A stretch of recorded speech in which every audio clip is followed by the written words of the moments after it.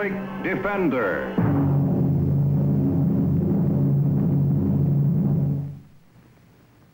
The public defender is a public servant employed by the community and responsible for giving legal aid without cost to any person who seeks it and is financially unable to employ private counsel. It is his duty to defend those accused of crime until they are proved guilty by law. This case involved one of my most promising deputies and the great personal problem he had to face in the course of his duty. Why don't you reconsider, Chris? Come into my business with me, and I'll even change the name of the firm, Pierce and Holt. Pierce and Holt? You see, Chris, my business has been growing so fast. I can't tell you what a relief it would be to have a good lawyer as a partner. Not a good lawyer, Dad. The best. I appreciate your offer, Ben, but like I said before, I like what I'm doing. Oh, Chris. Help me, Father. Help me convince him that... You're a married woman now, Phyllis, and it's up to you and Chris to solve your own problems. We'll work it out. Somehow. I hope so. In any event, my offer still goes. I shall be in town for a couple of weeks. Perhaps we can talk about this again. Can I give you a ride to your hotel? Oh, no, thanks, Chris. I'll grab a cab. See you tomorrow, baby. Thanks, Chris. Good night. Good night, Ben.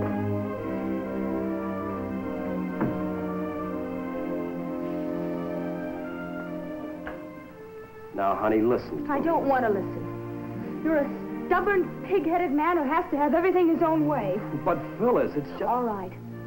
But one of these days, you're going to have it all your own way. By yourself. Chris Holt and his wife were fast approaching the crossroads in their marriage. And that very night, a chain of events began which would affect their lives very deeply. Mom, I'm home. Hi, Mom. What's for dinner? What's wrong? Your father's back.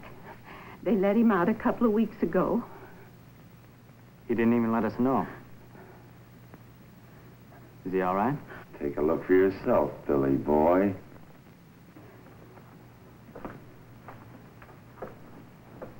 You must have grown 2 feet while I was away. It's 6 years. You haven't changed much. Just smarter, son. Put her there.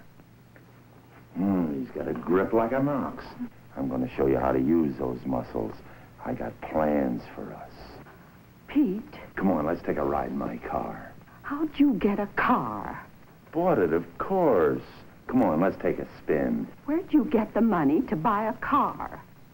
Found it under a rock. Dad, give Mom a break. You're a 2-time loser. If you get caught again, they'll lock you up for keeps. It'll kill Mom. Don't worry about me, Billy boy. I've learned a thing or two. Come on, let's go for that ride.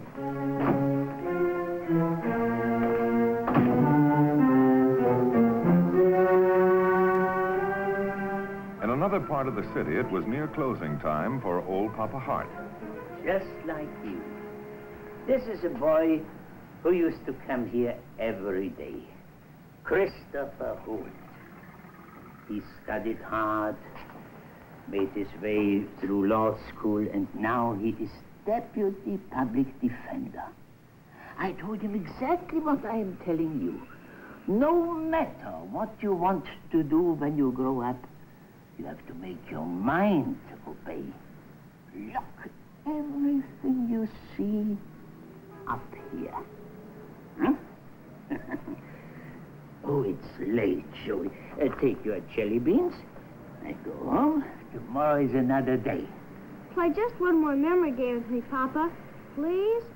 All right. One more and then off you go. Ready? 82, 411. All right.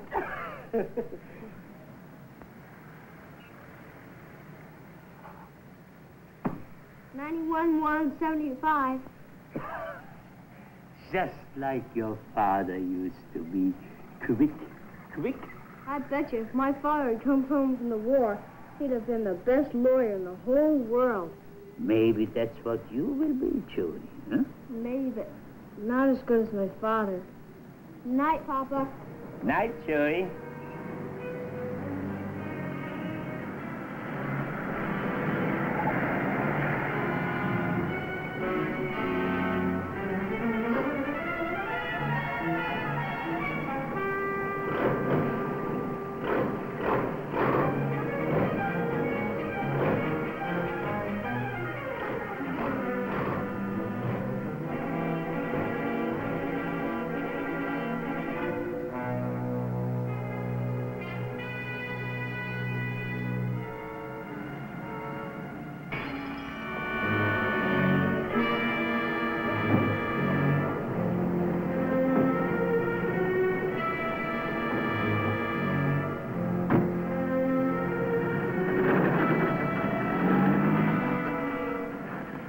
What happened that night in Papa Hart's candy store was not to be known for some time.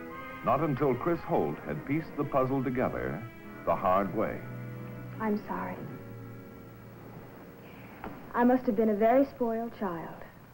You still are. I can't stand it when you're angry with me. I'm not angry. I don't mean to be one of those ambitious wives, but How about some music? it's just that Just music.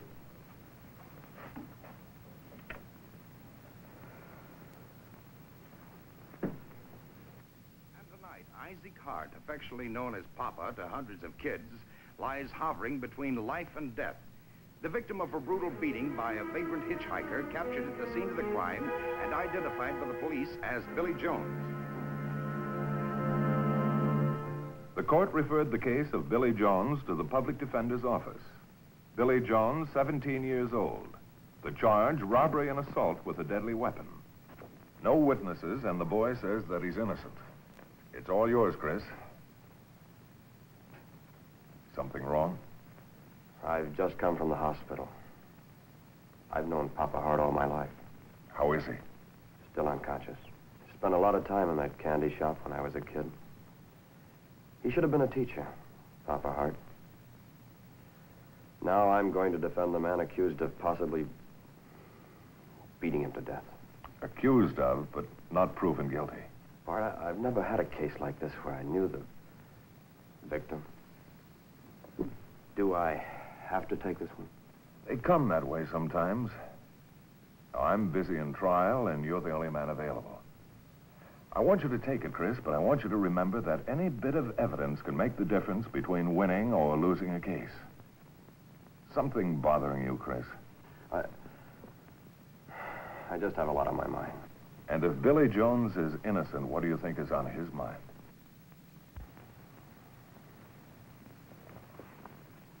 Good luck. The evidence collected by the police definitely places you at the scene of the crime. I didn't do it. Then who did? Are you trying to protect someone?